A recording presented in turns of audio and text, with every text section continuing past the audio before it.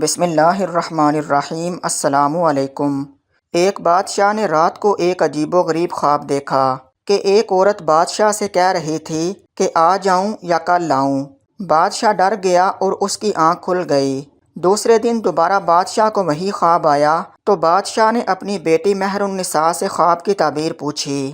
شہزادی مہر النساء خوابوں کی تعبیر کا علم رکھتی تھی۔ شہزادی نے بادشاہ سے کہا کہ اس بار اگر آپ کو خواب میں وہی عورت آ کر پوچھے کہ آج آؤں یا کل لاؤں تو آپ اسے کہہ دینا کہ نہ آج آؤ اور نہ کل، بلکہ ابھی کے ابھی آ جاؤ۔ بادشاہ نے اپنی بیٹی کی بات پر عمل کیا اور سو گیا۔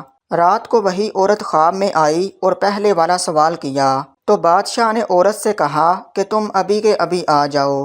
یہ سن کر عورت مسکرائی اور غائب ہو گئی۔ صبح بادشاہ جیسے ہی نیند سے بیدار ہوا تو ایک درباری نے بادشاہ کو اطلاع دی کہ پڑوسی ملک کے بادشاہ نے ہمارے ملک پر حملہ کر دیا ہے۔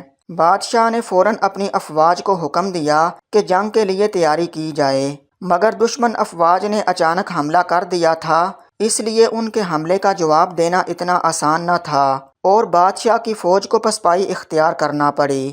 جب بادشاہ کو یقین ہو گیا کہ اب شکست یقینی ہے تو وہ اپنی بیٹی کو ساتھ لے کر جنگل کی طرف بھاگنے لگا۔ بادشاہ کو جنگل میں ہی شام ہو گئی۔ بھاگ بھاگ کر شہزادی کے پاؤں میں چھالے پڑ گئے۔ جنگل کے باہر بادشاہ کو ایک گھر نظر آیا تو بادشاہ گھر کی طرف روانہ ہوا۔ بادشاہ نے جب دروازے پر دستک دی تو باہر ایک آدمی آیا جو بادشاہ کے دربار کی وزارت کر چکا تھا۔ اس نے بادشاہ کو پہچان لیا۔ بادشاہ نے وزیر کو سب بتایا تو وزیر نے کہا کہ آپ جتنے دن چاہیں میرے گھر میں رہ سکتے ہیں، کیونکہ آپ کے میرے اوپر بہت سارے احسانات ہیں اور آپ کی خدمت کر کے مجھے بہت اچھا محسوس ہوگا۔ رات ہوئی تو بادشاہ کو وزیر اور اس کی بیوی کی باتوں کی آواز آئی۔ وزیر اپنی بیوی سے کہہ رہا تھا کہ یہ مصیبت اب پتہ نہیں کتنے دن ہمارے گھر رہے گی، اب یہ بادشاہ نہیں بلکہ فقیر بن چکا ہے۔ بادشاہ نے وزیر کی یہ بات سنی تو اسے بہت افسوس ہوا اور صبح ہوتے ہی شہزادی کو ساتھ لے کر وزیر کے گھر سے نکل گیا۔ وزیر نے روکنا چاہا تو بادشاہ نے کہا کہ میں آپ کی مہمان نوازی سے کافی متاثر ہو چکا ہوں، اب مزید آپ کو تکلیف نہیں دینا چاہتا۔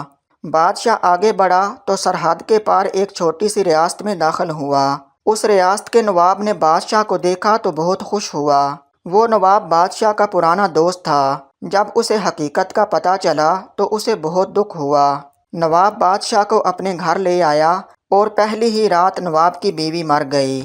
نواب ایک عامل کو اپنے گھر لے آیا تو عامل نے اپنے عمل سے نواب کو بتایا کہ جو مہمان آپ کے گھر ٹھہرے ہیں یہ آپ کے لیے منحوس ہیں۔ بادشاہ نے جب یہ سنا تو چپکے سے نواب کے گھر سے بھی روانہ ہو گیا۔ بادشاہ کو اپنے محل کی عیش و عشرت بہت یاد آ رہی تھی۔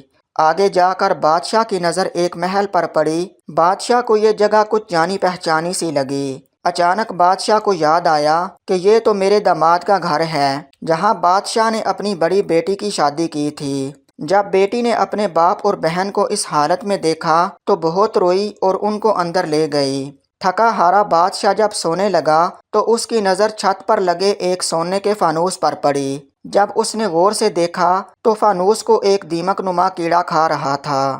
بادشاہ جلدی سے اٹھ کر بیٹھ گیا کہ کہیں فانوس میرے اوپر ہی نہ آ جائے۔ دیواروں پر غور کیا تو ادھر بھی کیڑے تھے جو کمرے میں موجود ہر چیز کو دیمک کی طرح چاٹ رہے تھے۔ بادشاہ نے شہزادی مہر النساء کو نیند سے بیدار کیا اور اس سے کہا کہ میں اپنی نحوست اپنی بیٹی کے گھر نہیں پھیلا سکتا، تم ادھر ٹھہر جاؤ، میں کہیں اور چلا جاتا ہوں۔ مگر شہزادی نے کہا کہ میں آپ کو اکیلا نہیں چھوڑ سکتی۔ پھر دونوں آدھی رات کو ہی وہاں سے روانہ ہو گئے۔ صبح کی اذان کے وقت دونوں باپ بیٹی کو ایک جھونپڑی نظر آئی جس کے اندر سے دھواں نکل رہا تھا۔ بادشاہ جھونپڑی کے اندر داخل ہوا تو ایک درویش بیٹھا ہوا تھا۔ بادشاہ نے درویش کو سلام کیا تو درویش نے کہا کہ تم نے خواب میں عورت کو آج ہی بلا کر اچھا کیا، اگر کل بلاتے تو مشکل میں پھنس جاتے۔ بادشاہ درویش کی بات سن کر حیران ہوا۔ پھر درویش نے کہا کہ تم نے خواب میں جو عورت دیکھی تھی وہ اصل گردش تھی جو برا وقت لے کر پوچھتی تھی کہ آج آؤں یا کل۔ شہزادی مہر النساء جانتی تھی کہ بڑھاپے میں اگر آپ پر کوئی آزمائش آتی تو آپ برداشت نہ کر پاتے، اس لیے آپ کی بیٹی نے آپ کو مشورہ دیا کہ اسے ابھی آنے کا کہو، مگر اب تمہارے لیے اچھی خبر یہ ہے کہ برا وقت اب ختم ہونے والا ہے۔ آپ کے وزیر نے فوج کو دوبارہ اکٹھا کیا اور دشمن فوج پر حملہ کر دیا، جس کی وجہ سے دشمن فوج پیچھے ہٹنے پر مجبور ہو گئی۔ وزیر آپ کی واپسی کا انتظار کر رہا ہے۔ بادشاہ یہ سن کر بہت خوش ہوا اور خدا کا شکر ادا کیا کہ اس مشکل وقت سے نجات ملی۔ بادشاہ اور شہزادی محل میں پہنچے تو ان کا شاندار استقبال کیا گیا۔ دوستو، کسی بھی مشکل گھڑی میں اگر صبر سے کام لیا جائے تو اچھا وقت ضرور آتا ہے۔ مشکل وقت خدا کی طرف سے آزمائش ہوتی ہے اور مشکل کے بعد آسانی بھی ہوتی ہے۔